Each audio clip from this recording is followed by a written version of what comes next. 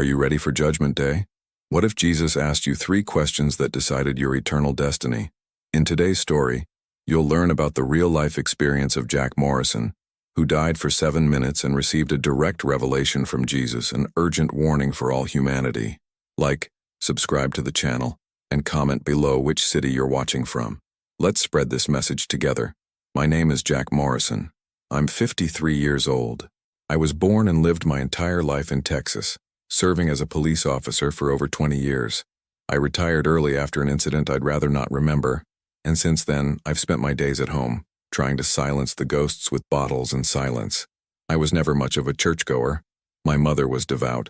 My father a tough veteran who said God was just a comfortable myth for the weak. I think I grew up between these two worlds, trying to be good, but always suspicious of heaven. The most I did was take off my hat when someone mentioned Jesus' name. Respect, that's all. The day I died, everything seemed normal. It was a Friday afternoon. I was in my truck, stopped at a traffic light, returning from the market with some beer and some dog food. Suddenly, my left arm went numb. My chest tightened as if someone had stuck a hot iron inside me. I tried to open the door, but my hand wouldn't respond. The last thing I remember was the sound of the bottle falling to the floor of the cab. After that, total darkness. But it wasn't empty darkness. It was absolute absence.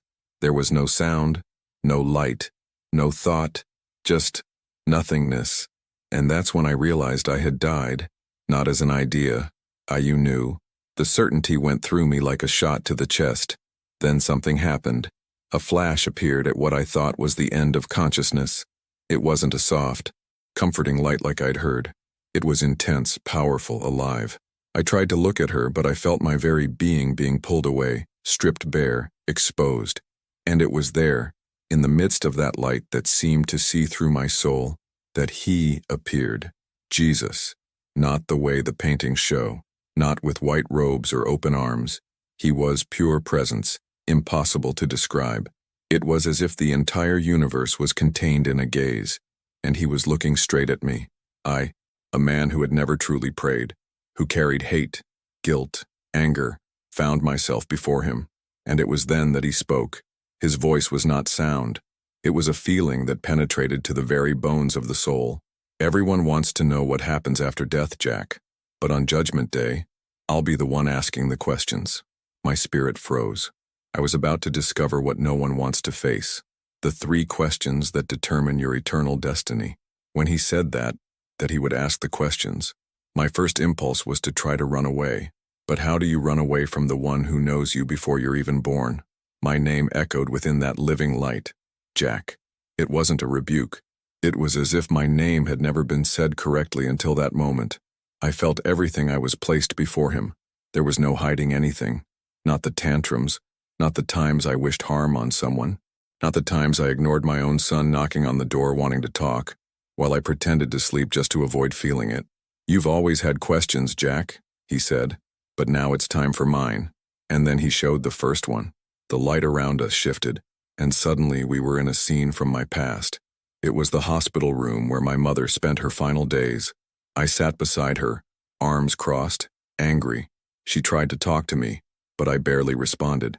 I was irritated at being called in so quickly, at having left a poker game with friends. In the scene, she smiled with effort and said, "Jack, you know how much I love you, right?" And I just nodded, not meeting her eyes. The scene froze. You learned to receive love? It was the first question. At that moment, a chill ran through me. My mouth opened as if to protest, but there was no excuse. I realized I'd spent my entire life thinking that being loved was a weakness, that depending on someone was a sign I wasn't man enough. Refusing affection was what I thought was strength. But there, in front of him, I understood that refusing love was a kind of pride. A silent pride that prevented me from being truly human. The light changed again. Now I was at home. My ex-wife was crying in the kitchen because she'd lost her job. And instead of hugging her, I said, "Stop it. Get up and do something with your life." I watched her collapse alone as I walked out the door. Another scene, my son, still young, drawing me a Happy Father's Day card. I received the drawing and said, "Cool, now go play, I'm busy." I saw his expression wilt, like a flower pulled out by the roots. These memories fell like hammer blows inside me. Jesus wasn't there to punish me. He was there to showing what I refused to see in life. Receiving love is recognizing that you are worthy of it, not because you deserve it, but because I made you that way. You spent your life trying to prove your worth, but you never learned to accept what was freely given. I cried. For the first time since my mother's funeral, I cried, but Jesus didn't turn away. He just looked at me with something I had never seen before. Mercy in its purest form. You're not here to be punished, Jack. You're here to see. Judgment Day is the day the veil falls, and finally, when you see, I could barely breathe, and I knew. There were still more questions. The light around me began to pulse. It wasn't light as we know it. It was as if I were inside the heart of a star, alive, conscious, and yet filled with compassion. As the first question fell silent in my mind, a new silence took over. But it was the kind of silence that prepares you for something profound. And then, without warning, came the second question. Jack, what did you do with your pain? The question fell like a sentence, not because it came with condemnation, but because it came with absolute truth, and the truth hurts more than any punishment. The scene around me changed again. Now I was facing a version of myself I'd avoided even in my thoughts. It was the day I was called to respond to a scene. An 8-year-old boy had been mistakenly shot in a gang fight. I was the first officer on the scene. The boy's mother was screaming and begging me for help. The boy was still breathing. I remember holding that fragile little body in my arms, the warm blood on my uniform, and I remember looking up at the sky and thinking, why, God? Why this? That scene was a turning point in my life. I've never spoken about it. I've never been the same since. In the vision, I saw my face harden. I saw pain turn to anger. Anger turned to isolation. Isolation turned to contempt. Jesus showed me the path that my pain had carved in me like a dry river. Resentment toward God, coldness toward my family, sarcasm toward those who tried to get close. I saw my son crying in his room after a fight. I saw my wife praying quietly in the living room while I drank on the balcony. I saw friends trying to reach out to me, and I refusing, always saying, I don't need anyone. And then, a new scene. Myself, years later, answering a call from a woman who called 911 because her son was trying to take his own life. She was crying, begging me to talk the boy out of it. But in the memory that Jesus showed me, I saw something that I hadn't seen at the time. The boy looked me in the eyes. He was asking for help, speechless, and all I did was repeat mechanical, professional phrases. No soul, because my pain, that pain that could have been a bridge between us, I had buried. Jesus showed me what I could have done, sitting next to him, said that I knew what it was like to lose the will to live, that I too had screamed to the sky in silence, but I didn't do that. Jack, Jesus said, the pain you carry is not a punishment. It's a tool, it's a door, it's a bridge. You could have reached souls with it, but you've kept it like poison. Those words broke me inside. I always thought that being strong meant enduring in silence.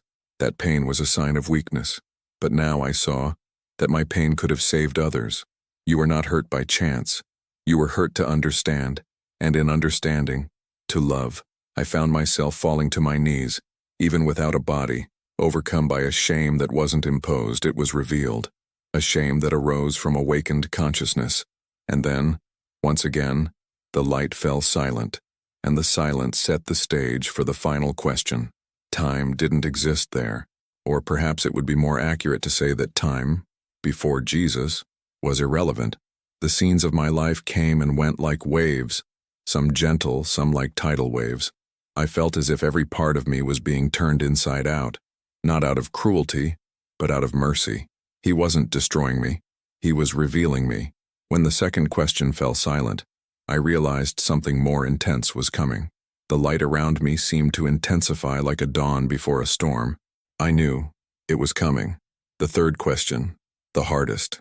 Jesus looked at me, or rather, he pierced me with that look that doesn't see appearance, but the reason behind every action. And then, without warning, I felt the question explode inside me like silent thunder. Jack, did you show me to them? The question seemed simple, even obvious, but the weight of it crushed me inside, because in that instant, I understood exactly what he meant. It wasn't about preaching. It wasn't about religion. It wasn't about how many times I went to church or how many verses I knew by heart. It was about his reflection in me in the moments when no one else was seeing. And then, the visions began. I was in the supermarket parking lot. An older man was trying to push a cart with heavy bags. He obviously needed help. I saw him. I looked straight at him.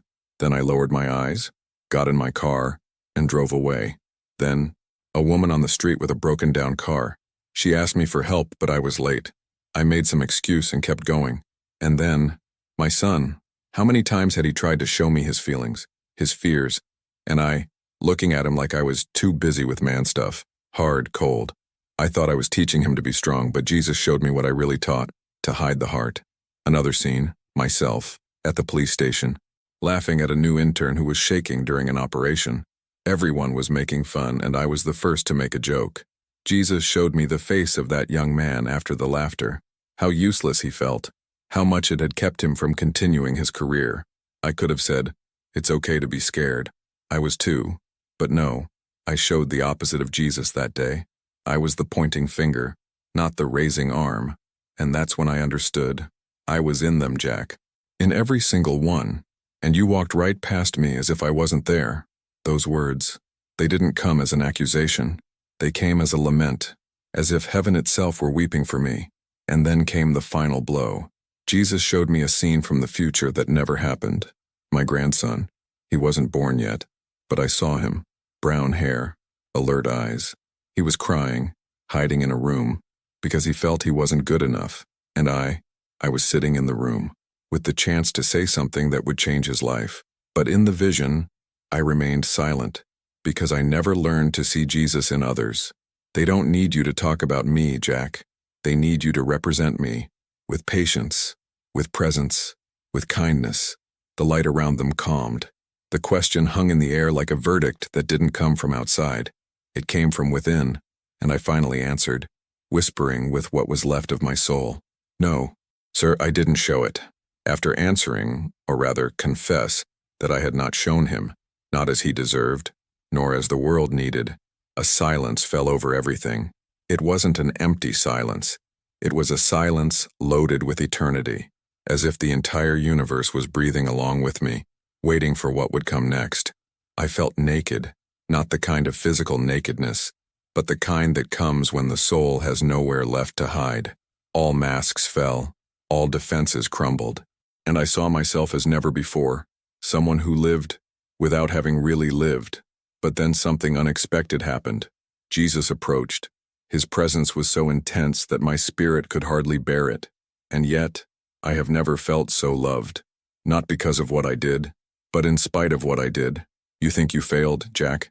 he said. "But I already knew every step, every choice, every silence. I didn't come to shame you. I came to wake you up." Those words, they broke me more than any punishment. Because he didn't crush me with anger. He dismantled me with compassion. It was then that I saw something even more devastating. Jesus stretched out his hand, and a new scene appeared. But this time, it wasn't the past, nor the future. It was now. I saw my body, lying on a hospital gurney, a doctor standing nearby, shaking his head. Monitors were off, nurses were crying. A chaplain was talking to my ex-wife, who had rushed in with my son, my boy and now a man, tears in his eyes, staring at the body of the father he thought he would never see again. And then Jesus said something that seemed to open an abyss inside me. "Jack, you can still change the answer." My spirit trembled. "You can still learn to receive love. You can still use your pain as a bridge. You can still show them me. The chance for redemption, after death." I didn't understand. Wasn't this the final judgment? The eternal sentence? But Jesus answered me before I even asked. Judgment is not the end. It is the beginning of awareness. It is when the truth finally finds you, and you decide what you will do with it. My spirit was silent, not out of fear, but out of reverence. I felt that this was the decisive moment. Eternity was bending over me. I could stay, or go back. And then he showed me the last scene. My son, holding my cold hand, crying, saying, "Father, if you can hear me, forgive me for not being closer. I still needed you." That sentence pierced my soul like a sword. It was at that moment that I realized that my mission was not over. Jesus looked at me one last time, and in his gaze, there was everything: pain, love, truth, hope. Come back, Jack. Live the answers. Show them who I am. And that's when the light began to fade. The sensation was like being ripped from the womb of heaven itself. Peace was replaced by pain, weightlessness by gravity. A sharp sound cut through the air. And then, the crash. My body. The first thing I felt was pain. A dense, electric pain that shot through my chest as if I'd been struck by lightning. The world came back in fragments. Bright lights. Distant voices. A high-pitched siren-like sound mixed with the frantic beeping of machines. "He's back! We have a heartbeat!" Someone shouted. My eyes fluttered open. It was as if they were glued shut. Everything was blurry. But the clearest, most brutal sensation was this. I was no longer there.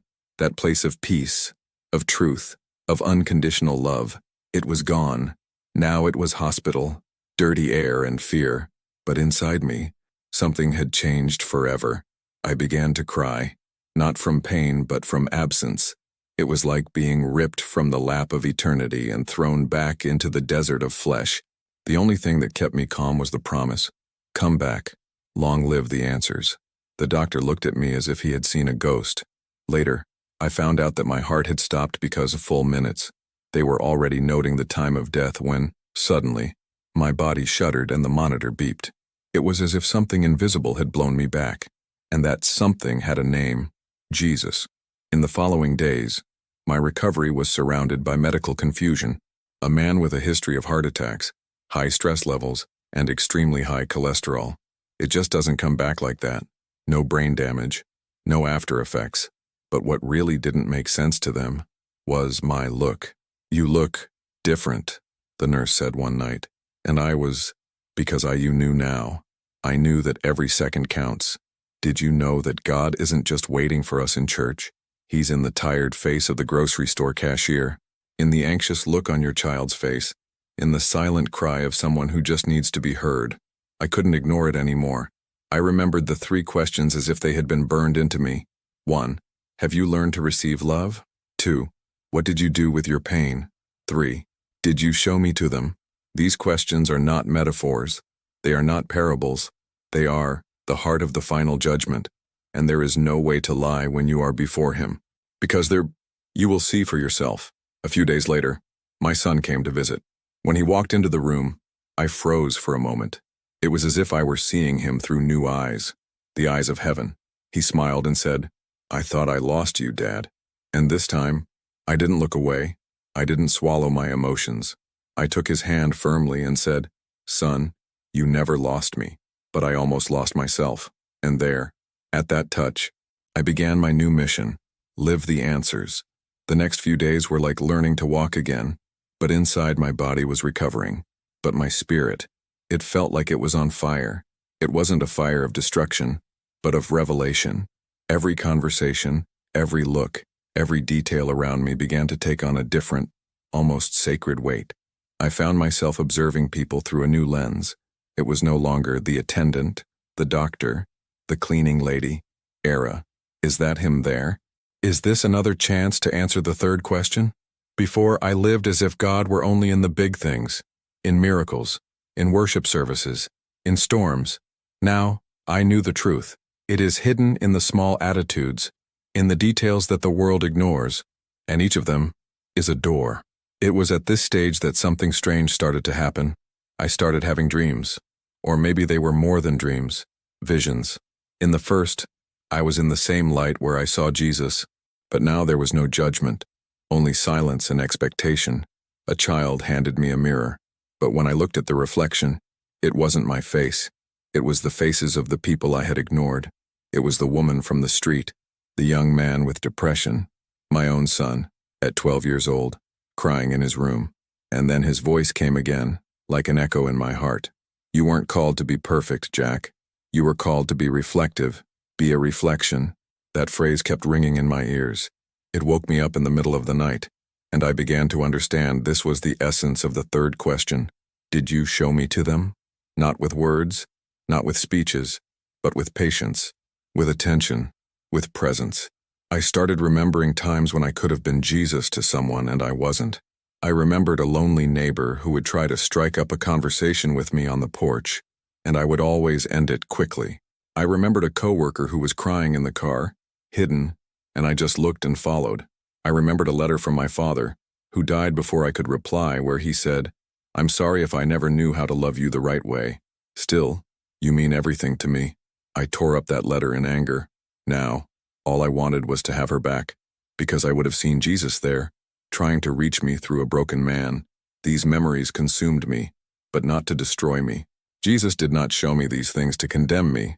He showed me so that I woke up, so that I could stop living on autopilot, so that I could understand that judgment doesn't just happen after death, it begins now, in the choices we make every second. And in this new chapter of my life, every choice became a chance to say yes to heaven, saying yes to the reflection.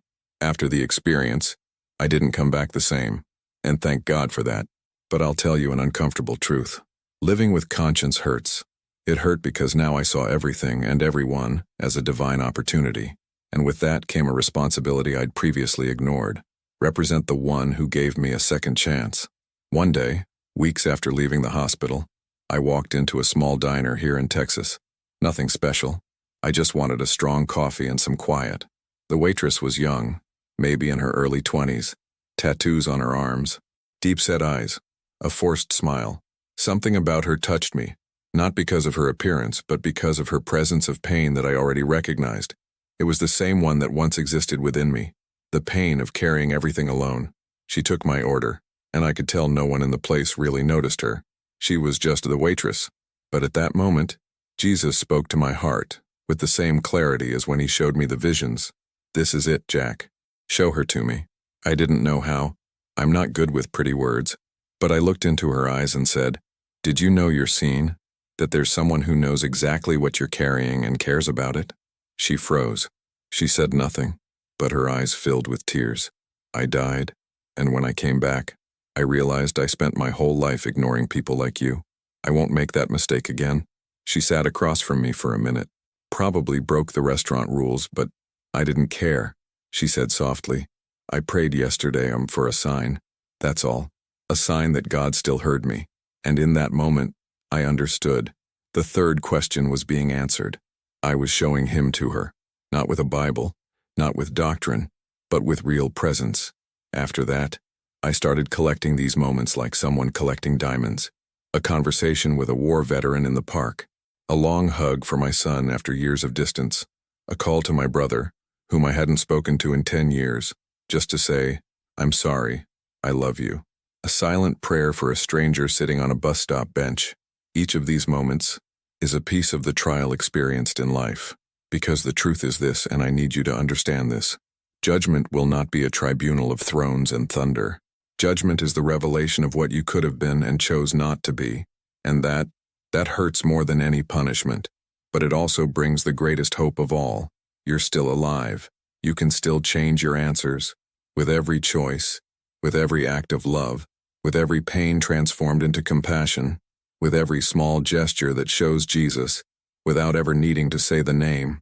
One of the hardest things to understand after you die is that life is not about you, not about your dreams, not about how much you achieve, not about how much you can handle.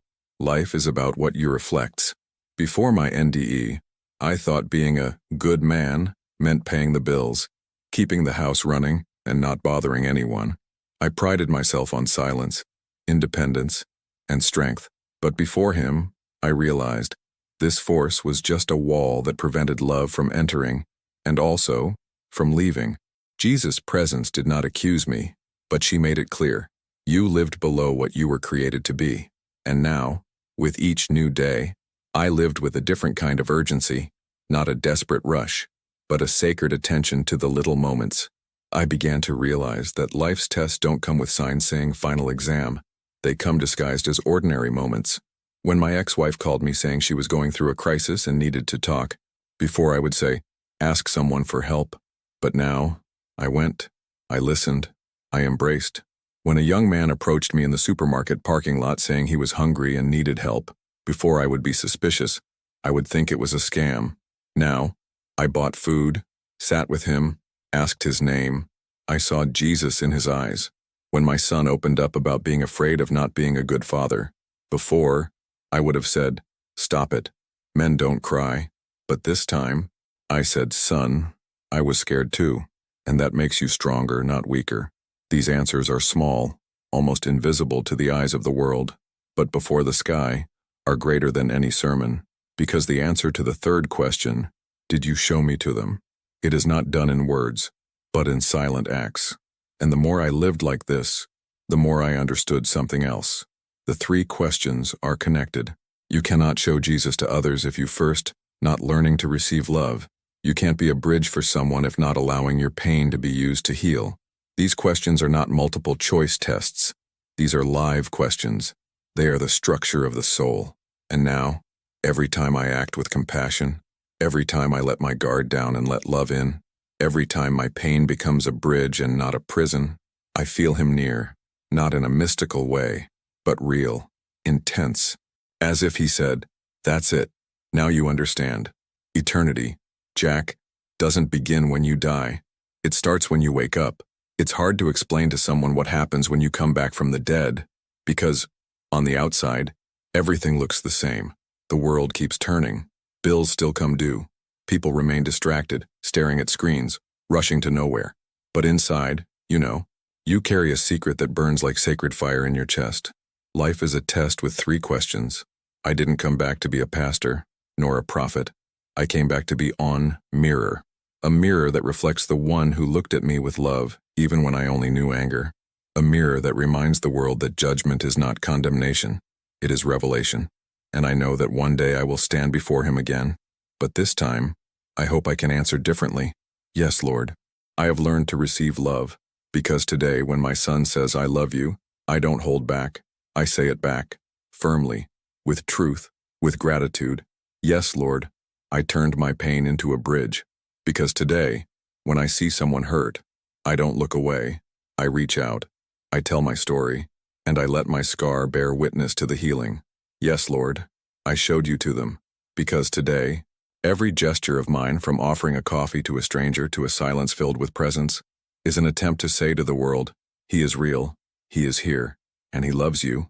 And if you're hearing this story now, maybe it's because he's trying to reach you too. You are still breathing. There is still time. You can still change your answers. Maybe you also think you've made too many mistakes, that you've failed too much, that you've gone too far. But let me tell you something I learned after I died.